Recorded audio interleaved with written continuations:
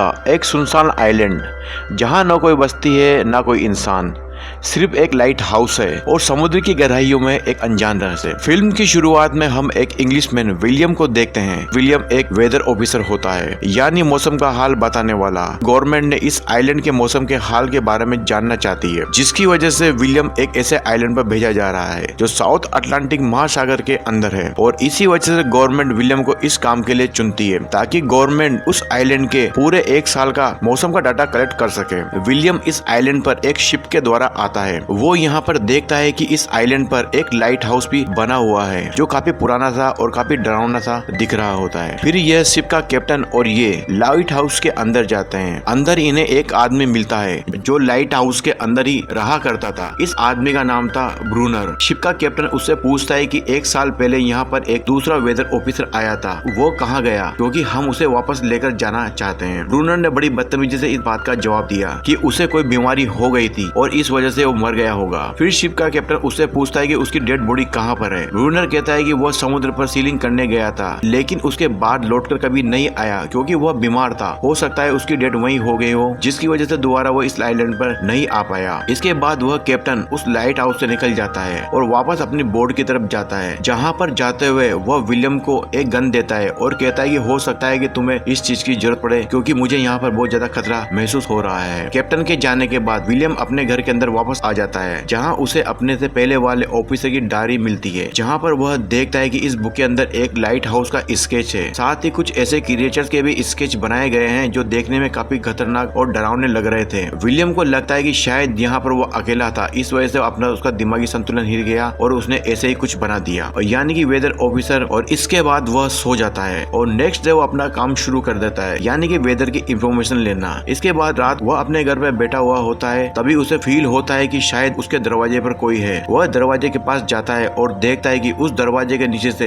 एक बहुत खतरनाक सा हाथ दिखाई देता है, जो किसी इंसान का तो नहीं लग रहा था, जो कि अंदर आने की कोशिश कर रहा था। वह बेसमेंट में जाकर छुप जाता है और वहाँ से देखता है कि एक खतरनाक सी चीज उसके घर के अंदर आ रही है। विलियम सारी रात बेसमेंट के अंदर बिता देता है और सुबह उठकर वह अपने घर से बाहर आ जाता है, जहाँ पर उसे रेत पर कुछ ऐसे निशान दिखाई देते हैं जो किसी इंसान के नहीं थे, बल्कि किसी खतरनाक जानवर जैसे दिखाई दे रहे थे, जो कि उसके घर के बाहर से लेकर समुद्र तक जा रहे थे। यह देखने के बाद वह लाइट हाउस के पास जाता है, क्योंकि वह जानना चाहता है कि रात में यहाँ पर आखिर क्या हुआ था। लेकिन ब्रूनर लाख कहने के बाद भी दरवाजा नहीं खोलता। वह देखता है कि ब्रूनर ऊपर लाइट हाउस के ऊपर है, जो जोर जोर से कह रहा है कि तुम्हें शिप के साथ वापस चला जाना चाहिए था, क्योंकि विलियम को यकीन हो चुका है जो क्रिएचर्स उस रात पर आए थे वो दोबारा फिर वापस आएंगे। जिसकी वजह से वो अपने घर के चारों तरफ बेड़ा लगा देता है और अपने दरवाजे और खिड़कियों को लकड़ियों से बंद कर देता है, ताकि वह क्रिएचर उसके घर के अंदर न आ सके। और वो अपने घर में कुछ ढूंढने लग जाता है, जहाँ पर उसे राइफल और बहुत सारे बुलेट्स मिल जाती है। यह देखने के बाद उसका कॉन्फिडेंस थोड़ा बढ़ जाता है। जैसे ही रात होती है वो क्रिएचर फिर से समुद्र से बाहर निकलकर उसके घर को घेर लेते हैं। यह देखते हुए विलियम राइफल लेकर उनको शूट करना शुरू कर देता है, लेकिन क्रिएचर्स की तादाद इतनी ज्यादा थी कि वह उसका मुकाबला नहीं कर सकता था। इस वजह से वो अपने घर के चारों तरफ आग लगा देता है, ताकि वो क्रिएचर्स को अपने घर में आने से रोक सके। लेकिन आग लगाने के चक्कर में उसके घर के दरवाजे पर भी आग लग जाती है। यह देखने के बाद वो घर से जैसे तैसे बाहर भागता है और उसकी आंखों के सामने ही उसका घर पूरी तरह जल के राख हो जाता है, और वह एक पत्थर की साइड में छुपकर बैठ जाता है और सारी रात वहीं बिता देता है। सुबह होती है तो वह देखता है कि ब्रूनर पानी भरने के लिए घर से बाहर निकला है।